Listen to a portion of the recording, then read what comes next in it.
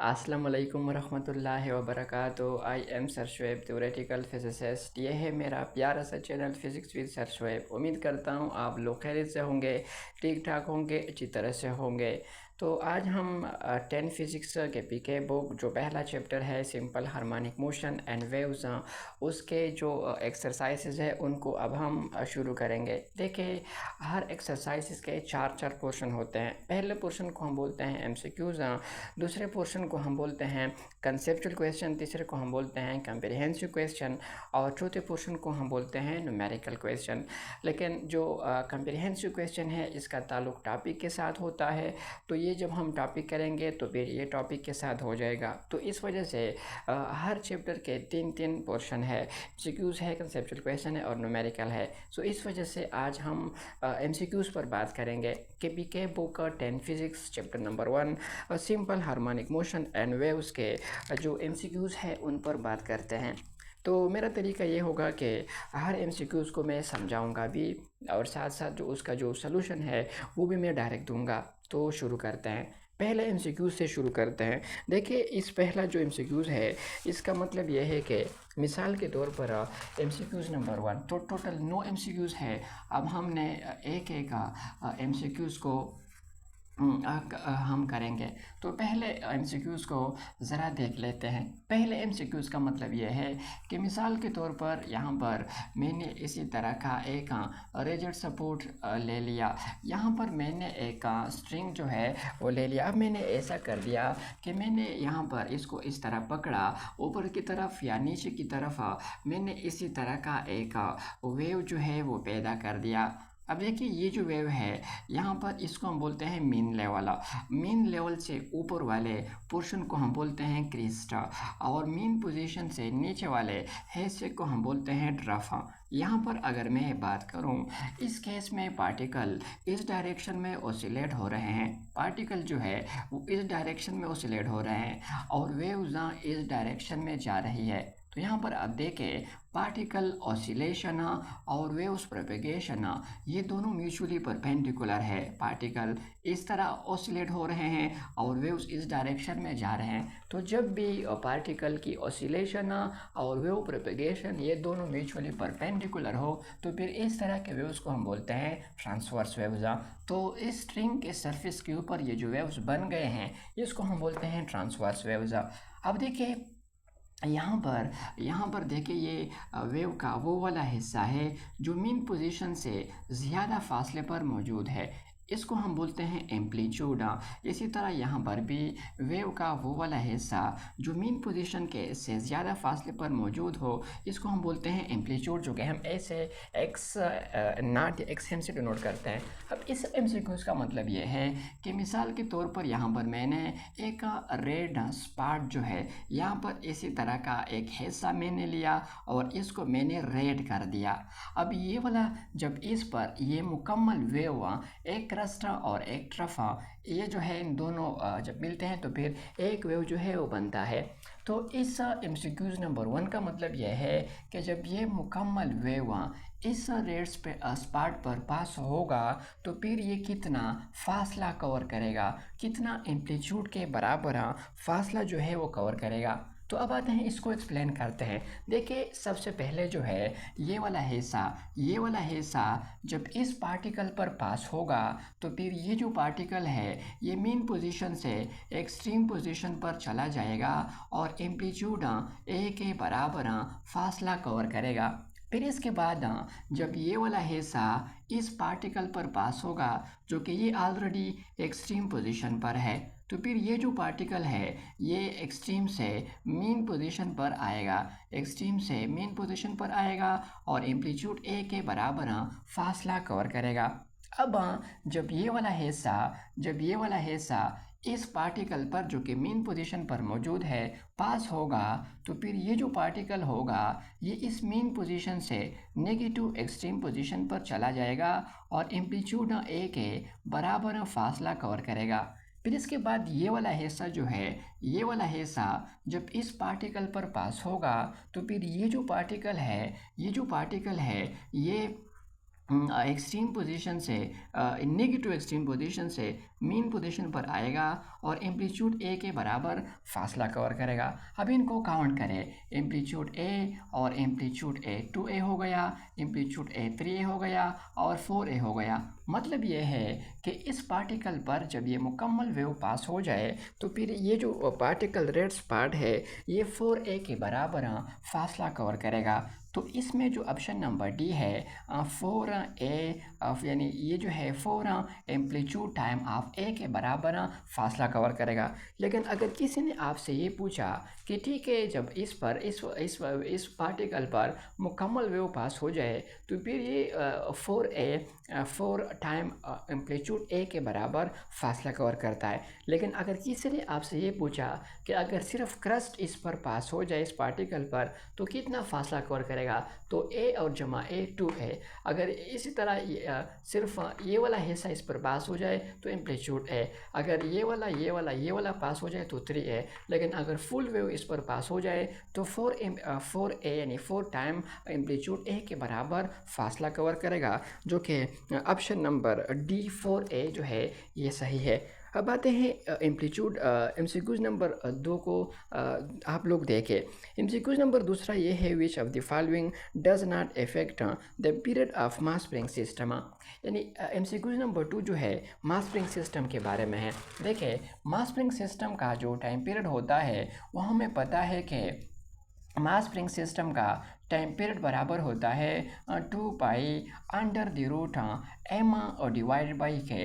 ये इसका फार्मूला है। इस फार्मूले से हम ये कह सकते हैं कि जब हम मास को ज़्यादा करेंगे तो टाइम पीरियड भी ज़्यादा होगा, जब हम मास को कम करेंगे तो टाइम पीरियड भी कम होगा। यानी मास चेंज करने से टाइम पीरियड चेंज होता है। यानी मास एक ऐसा फैक्टर है जब हम इसको चेंज करेंगे तो टाइम पीरियड भी चेंज होगा।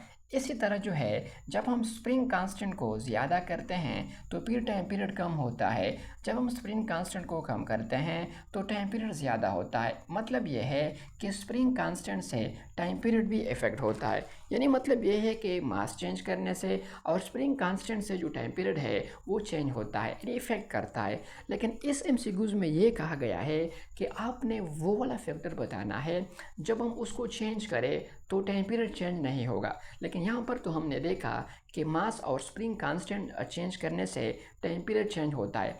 लेकिन इसमें हमने ये मालूम करना है कि वो फैक्टर कि जिसको चेंज करने से टाइम पीरियड चेंज नहीं होता। तो वो जो इस फार्मूले में आप देख भी सकते हैं कि इस फार्मूले में एम्पलीट्यूड नहीं है। जब इस फार्मूले में एम्पलीट्यूड नहीं है तो फिर इसका मतलब यह है कि एम्पलीट्यूड चेंज करने से मास स्प्रिंग सिस्टम का टाइम पीरियड चेंज नहीं होगा। तो इस वजह से इसमें जो ऑप्शन नंबर सी जो है एम्पलीट्यूड, ऑप्शन नंबर सी जो है वो एम्पलीट्यूड है। मतलब ये है कि अगर हम एम्पलीट्यूड को ज़्यादा करें, एम्पलीट्यूड को कम करें, टाइम पीरियड पर कोई इफ़ेक्ट पड़ने वाला नहीं है। अब आते हैं एमसीक्यूज़ नंबर 3। एमसीक्यूज़ नंबर 3 जो है इस एमसीक्यूज़ का ताल्लुक भी टाइम पीरियड के साथ है। एमसीक्यूज़ नंबर 3 का मतलब ये है, मैं पहले समझाता हूँ फिर डायरेक्ट सोल्यूशन भी देता हूँ। देखिए हमें पता है कि मास स्प्रिंग सिस्टम का जो टाइम पीरियड है वो बराबर है 2 pi under the root 2 pi under the root M और डिवाइड बाई के। इस एमसीक्यूज़ में ये कहा गया है कि अब मैंने टाइम पीरियड को 2 गुना किया है, टाइम पीरियड को मैंने डबल किया है। तो जब मैंने टाइम पीरियड को डबल किया है तो मास को मुझे कितना लेना होगा? क्या मैं मास को डबल करूं, क्या मैं मास को हाफ करूं, क्या मैं मास को 4 गुना ज़्यादा करूं या क्या मैं मास को 4 गुना कम करूं? तो देखिए मतलब ये है कि टाइम पीरियड डबल करने के लिए मुझे मास को कितना लेना होगा। देखिए अब अगर मैं ऐसा करूं कि यहाँ पर मैं मास को 4 गुना ले लूँ, अगर मैं ऐसा करूं कि मास को मैं 4 गुना जो है वो ज़्यादा करूं तो यहाँ पर अब आप यहाँ पर 4 को लिख सकते हैं और अंडर द रूट भी है। अब इसको मैं ऐसे भी लिख सकता हूँ कि 2 और ज़रब 2 इंटू स्क्वायर रूट। इसको मैं ऐसे भी लिख सकता हूँ 2 और square into under the root. ये और ये कैंसिल हो जाएंगे। देखें तो टाइम पीरियड डबल आ गया। मतलब ये है कि मुझे मास को 4 गुना लेना होगा, मुझे मास को 4 गुना जो है वो ज़्यादा करना होगा, तब टाइम पीरियड डबल हो जाएगा। तो इसमें जो ऑप्शन नंबर सी है 4m वो सही है। मतलब ये है कि अगर मैं मास को 4 गुना इंक्रीज़ करूँ, 4 गुना ज़्यादा करूँ, तो फिर जो टाइम पीरियड है वो डबल हो जाएगा। लेकिन अगर मैं इस मास को 4 गुना कम करूँ, डिक्रीज़ करूँ, तो जो टाइम पीरियड होगा वो बेसिकली 2 गुना कम हो जाएगा। तो इसमें जो ऑप्शन नंबर सी है 4m वो सही है। अब आते हैं एमसीक्यूज नंबर 4 की तरफ, जिसका ताल्लुक भी मास स्प्रिंग सिस्टम के साथ है। एमसीक्यूज नंबर 4 में ये कहा गया है कि a car mounted on shock absorber जो है ये असल में मास स्प्रिंग सिस्टम होता है। इफ़ वी इग्नोर, अगर हम डैम्पिंग को इग्नोर करें, फिर इसके बाद हम ऐसा करें कि इस कार में हम पैसेंजर को बैठाए, तो पैसेंजर को बैठाने के बाद उसकी जब वो किसी जंप पर जाएगा तो फिर उसकी फ्रीक्वेंसी के साथ क्या होगी, क्या इंक्रीज़ होगी, डिक्रीज़ होगी, सेम होगी या फिर ज़ीरो होगी। सबसे पहले मास स्प्रिंग सिस्टम का फार्मूला होता है हाफ, इसको उल्टा करें, इसको आप लोग उल्टा करें तो half 1/2 pi under the root के डिवाइड बाई एम। यहाँ से आप देख सकते हैं फ्रीक्वेंसी का मास के साथ इन्वर्स रिलेशन है। जब हम इस कार में पैसेंजर को बैठाते हैं, लोड को बैठाते हैं, तो फिर क्या होगा, तो फिर जो मास है लोड बढ़ने से यानी पैसेंजर बैठाने से मास ज़्यादा होगा। जब मास ज़्यादा होगा तो फिर जो फ्रीक्वेंसी होगी वो कम होगी, फ्रीक्वेंसी कम हो जाएगी, डिक्रीज हो जाएगी। इसलिए इस एमसीक्यू नंबर 4 में जो ऑप्शन नंबर बी है, ऑप्शन नंबर बी जो है डिक्रीजेज, ऑप्शन नंबर बी जो है डिक्रीजेज वो सही है। अब आते हैं एमसीक्यूज नंबर 5 की तरफ। एमसीक्यूज नंबर 5 ये है कि मिसाल के तौर पर यहाँ पर मैंने लिया है एक रिजिड सपोर्ट, ये है एक स्ट्रिंग, और इस स्ट्रिंग के आखिरी हिस्से पर मैंने बॉडी ऑफ मास एम को कनेक्ट किया। रिजिड सपोर्ट और इस स्ट्रिंग और इस बॉडी ऑफ मास एम, इनको हम बोलते हैं सिंपल पेंडुलम। यहाँ पर इस पहले पोजीशन को हम बोलते हैं मीन पोजीशन। फिर मैं इस मास को पकड़ लेता हूँ, इसको मैं इस तरफ पर भी ले जा सकता हूँ और मैं इसको इस तरफ पर भी ले जा सकता हूँ। तो फिर यहाँ पर मैं इसको छोड़ूंगा, तो फिर इस पोजीशन को मैं नाम दूंगा रिलीजिंग पोजीशन, या फिर इस पोजीशन को मैं नाम दूंगा रिलीजिंग पोजीशन। फिर ये यहाँ से टर्न होगा, तो इस वजह से इसको हम टर्निंग पोजीशन भी बोलते हैं। जब मैं इस मास को यहाँ पर छोड़ूंगा तो फिर ये यहाँ से टर्न होगा, और इस वजह से इस पोजीशन को हम टर्निंग पोजीशन का नाम देते हैं। ये मास जब यहाँ पर छोड़ेगा मीन तक आएगा, फिर मीन से यहाँ आएगा, फिर मीन तक आएगा, मीन से यहाँ। मतलब ये है कि इस पोजीशन से ये मास आगे नहीं जाता और इस पोजीशन से ये मास आगे नहीं जाता, तो फिर इस वजह से इस पोजीशन को हम एक्सट्रीम पोजीशन भी बोलते हैं, और इस वजह से इस पोजीशन को भी हम एक्सट्रीम पोजीशन बोलते हैं, क्योंकि इसके आगे मास नहीं जाता और क्योंकि इसके मास आगे नहीं जाता। अब एमसीक्यूज ये है कि जब ये जो बाब है ये जब 12 साइकिल को कंप्लीट करता है, तो इन्होंने 12 चक्कर को, ऑसिलेशंस को कंप्लीट कर दिए, उन्होंने 12 साइकिल को कंप्लीट कर दिए, और इस 12 साइकिल को कंप्लीट करने के लिए जितना टाइम लगाया है 2 मिनट का टाइम लगाया है। अब हमने मालूम क्या करना है, हमने मालूम करना है कि इसकी फ्रीक्वेंसी कितनी है, यानी 1 सेकंड में ये कितने चक्कर को पूरा करेगा, इसको हमने मालूम करना है। इंशाल्लाह मैं आपको पढ़ाऊँगा। फ्रीक्वेंसी के 2 फार्मूले हैं। फ्रीक्वेंसी का एक फार्मूला ये है कि 1/t, लेकिन ये फार्मूला हम यहाँ पर इस्तेमाल नहीं कर सकते। क्यों? क्योंकि यहाँ पर टाइम पीरियड हमें नहीं दिया गया, यहाँ पर टाइम पीरियड अननोन है, इस वजह से तो फ्रीक्वेंसी का ये फार्मूला हम यहाँ पर इस्तेमाल नहीं कर सकते।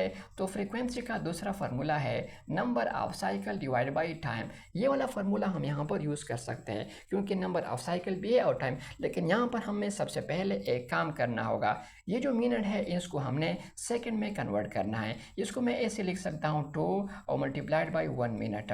तो टाइम पीरियड बराबर हो जाएगा 2, और 1 मिनट में 60 सेकेंड होते हैं। तो अब इसको ज़रब करें, 2 सिफर सिफर और 2 6 12, इससे आता है 120 सेकेंड, यानी टाइम पीरियड आ गया 120 सेकेंड आ गया। आप इसमें वैल्यूज़ को पुट कर लीजिए। नंबर ऑफ साइकिल की जगह पर 12 को पुट कर लीजिए, डिवाइड बाई, और टाइम की जगह पर आप लोग 120 को पुट कर लीजिए। तो फ्रिक्वेंसी बराबर है, ये बेसिकली 12 और 12 कैंसिल हो जाएंगे। तो यहाँ पर अच्छा हम ऐसा भी कर सकते हैं कि यहाँ इसको भी 1 से करें और इसको भी 1 से करें। देखिए 12 एकन 12, यहाँ पर इसको मैं ऐसे भी जो है वो कर सकता हूँ।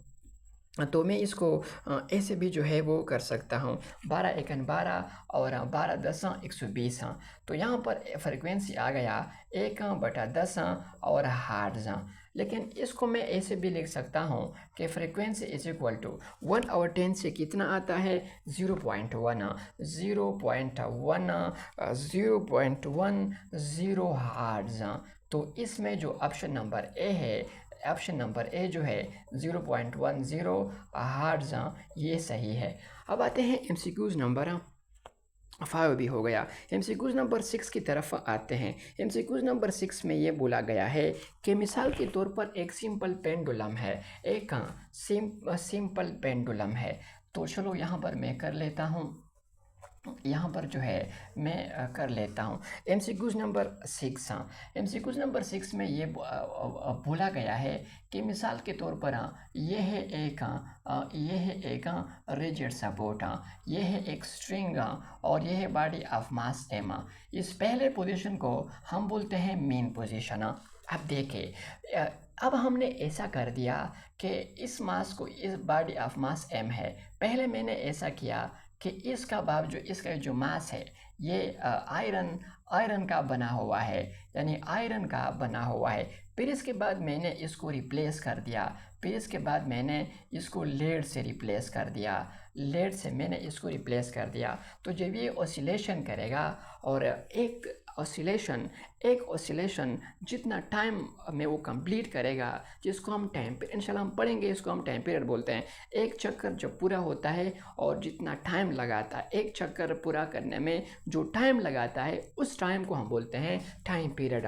तो मास पहले आयरन का था, फिर हमने उसको लेड से रिप्लेस कर दिया। तो क्या टाइम पीरियड पर कोई इफेक्ट पड़ेगा या नहीं? सबसे पहले हमें पता है कि सिंपल पेंडुलम का टाइम पीरियड का जो फार्मूला होता है वो है अंडर द रूट एल और डिवाइडेड बाई जी। ये सिर्फ लेंथ पर डिपेंड करता है और जी पर डिपेंड करता है, ये मास पर डिपेंड नहीं करता। क्यों? क्योंकि यहाँ पर मास नहीं है, मास के साथ इसका कोई लेना देना नहीं है। हाँ, अगर हम ऐसा करें, ठीक है, मास को हम चेंज करें बेशक, लेकिन अगर हम इस रेडियस को सेम रखें, तो जब रेडियस सेम होगा तो फिर ये लेंथ सेम होगा। ये जो लेंथ है बेसिकली ये सेम होगा। जब लेंथ सेम होगा, जी भी सेम है, तो कांस्टेंट और डिवाइड बाई कांस्टेंट, तो फिर टाइम पीरियड सेम है आएगा। मतलब ये है कि पहले ये मास आयरन से बना हुआ है, लेकिन फिर इसके बाद हमने इसकी रेडियस सब कुछ सेम रखा, लेंथ को सेम रखा, लेड से रिप्लेस कर दिया।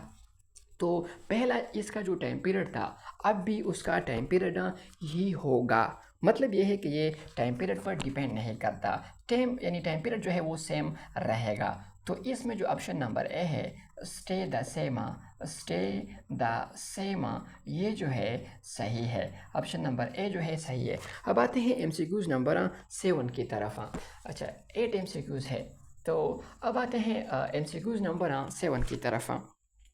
तो एमसीक्यूज़ नंबर 7 जो है वो ये है कि वे क्या जो है कैरी करता है। देखें यहाँ पर मैं एमसीक्यूज़ नंबर 7 देखें, मिसाल के तौर पर यहाँ पर मैंने लिया है एक रिजिड सपोर्ट जो है वो लिया हुआ है, ये है एक स्ट्रिंग। अब यहाँ पर मैंने ऐसा कर दिया कि इस डायरेक्शन में इस पर एक फोर्स लगाया, या मैंने ऐसा कर दिया कि मैंने इसको इस तरफ पर एक फोर्स लगाया, फिर यहाँ पर मैंने इसी तरह का एक वेव्स जो है वो पैदा कर दिया। अब देखिए क्या होगा कुछ यूँ कि पहले ये वाला पार्टिकल जो है ये आगे जाएगा, ये वाला पार्टिकल आगे जाएगा, फिर जब ये पार्टिकल ऊपर की तरफ एक्सट्रीम पोजीशन तक जाएगा तो ये पार्टिकल इस पार्टिकल को डिस्टर्ब करेगा, जब इसको डिस्टर्ब करेगा तो ये रवाना हो जाएगा, तो फिर ये पार्टिकल इस पार्टिकल को डिस्टर्ब करेगा तो ये वाला जाएगा, फिर इसके बाद इसको एंड सो ऑन। मतलब ये है कि पार्टिकल अपनी जगह पर ऑसिलेट करते हैं,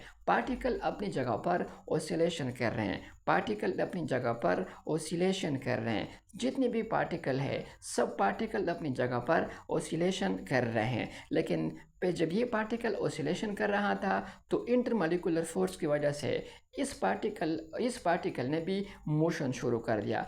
क्योंकि उसको एनर्जी मिल गई, यानी एनर्जी इस पार्टिकल से इस पार्टिकल चली गई, फिर इस पार्टिकल से इस पार्टिकल चली गई। मतलब ये है कि वेव्स पार्टिकल जब अपनी जगह पर ऑसिलेशन करते हैं और एक जगह से दूसरी जगह एनर्जी जाती है तो फिर एनर्जी ट्रांसफ़र करने के इस तरीके को हम बोलते हैं वेव्स। यानी वेव्स असल में एक डिस्टर्बेंस है, या हम यूँ भी कह सकते हैं कि वेव्स एक मैकेनिज़्म है, एक तरीका है कि जिसमें पार्टिकल अपनी जगह पर ऑसिलेशन करते हैं और एक जगह से दूसरी जगह जो है एनर्जी ट्रांसफ़र होती है। या हम यूँ भी कह सकते हैं कि एनर्जी ट्रांसफ़र करने का एक ऐसा तरीका कि जिसमें मैटर ट्रांसफ़र ना हो, तो इस तरीके का नाम है वेव्स। तो मतलब ये है कि वेव्स में सिर्फ एनर्जी कैरी करती है, बाकी पार्टिकल अपनी जगह पर ऑसिलेशन करते हैं, यानी सिर्फ और सिर्फ एनर्जी जाती है, पार्टिकल नहीं जाते, मैटर नहीं जाता। तो ऑप्शन नंबर ए जो है एनर्जी बट नॉट मैटर, ये सही है। Energy but not matter, energy but not matter, ये जो है, ये जो ऑप्शन है, ये ऑप्शन जो है वो सही है। अब आते हैं लास्ट एमसीक्यूज़ की तरफ। The bending of waves around the edges of the obstacle is called diffraction. तो इंशाल्लाह इसको हम पढ़ेंगे, डिटेल के साथ पढ़ेंगे। तो ऑप्शन नंबर एमसीक्यूज़ नंबर 8 में जो ऑप्शन नंबर सी है, ये असल में डाइफ्रैक्शन का एक डिफिनीशन है। सबसे पहले मैं थोड़ा सा इसको एक्सप्लेन करता हूँ। रिफ्लेक्शन क्या है? रिफ्लेक्शन जब एक वेव बाउंड्री तक जाती है, बाउंड्री के साथ टकराती है, फिर वो वेव उस बाउंड्री से दोबारा वापस आती है, तो इस प्रोसेस को हम बोलेंगे रिफ्लेक्शन, और इस वेव्स को हम बोलेंगे रिफ्लेक्टेड वेव्स। यानी रिफ्लेक्शन में एक वेव जाएगी, बाउंड्री पर लगेगी, फिर वो बाउंड्री से दोबारा आ जाएगी। ये रिफ्लेक्शन का डिफिनीशन है। अब आते हैं रिफ्लेक्शन क्या है? रिफ्लेक्शन ये है कि मिसाल के तौर पर एक वेव है, वो वेव एक मीडियम से बाकायदा दूसरे मीडियम में ट्रांसफ़र हो गई, दूसरे मीडियम में चली गई। दूसरे मीडियम में जाने के बाद फिर वो वेव अपने पाथ को चेंज करे, या स्पीड को चेंज करे, या डायरेक्शन को चेंज करे, तो फिर इस प्रोसेस को हम नाम देंगे रिफ्रैक्शन। लेकिन ये जो डिफिनीशन है ये डाइफ्रैक्शन का है। अब डाइफ्रैक्शन क्या है? मिसाल के तौर पर यहाँ पर मैंने ले लिया एक होल, लेट्स सपोज यहाँ पर मैंने इसी तरह का एक होल ले लिया। अब वो वेव इस होल तक आ गई, फिर इसके बाद इस होल के साथ बेंड हो गई और आगे भी फैल गई, तो इस प्रोसेस को हम बोलते हैं डाइफ्रैक्शन। यहाँ हम यूँ भी कह सकते हैं कि एक वेव है, वो वेव जब किसी ऑब्स्टिकल के साथ, किसी रुकावट वाली चीज़ के साथ लगती है, तो फिर उसके इर्द गिर्द बेंड होती है, बेंड हो जाए और आगे भी फैले, तो इस प्रोसेस को हमने डाइफ्रैक्शन का नाम देना है। बाकी इंशाल्लाह बहुत ज़्यादा डिटेल जो है, इंशाल्लाह ये टॉपिक जब हम पढ़ेंगे तो मैं आपको बताऊंगा कि रिफ्लेक्शन में और डाइफ्रैक्शन में क्या क्या सिमिलरिटीज़ होते हैं और क्या क्या डिफरेंसेस होते हैं। लेकिन बस अब फिलहाल ये बात याद रखें कि जो एमसीक्यूज़ नंबर 8 में जो डिफिनीशन दिया गया है, ये डाइफ्रैक्शन का डिफिनीशन दिया गया है। उम्मीद करता हूँ आप लोगों को समझ में आ गया होगा। तो पढ़ाई करते रहे, ऑल द वेरी बेस्ट। हाँ, अगर कोई भी सवाल हो तो आप लोग कमेंट में कर सकते हैं। तो पढ़ाई करते रहे, ऑल द वेरी बेस्ट।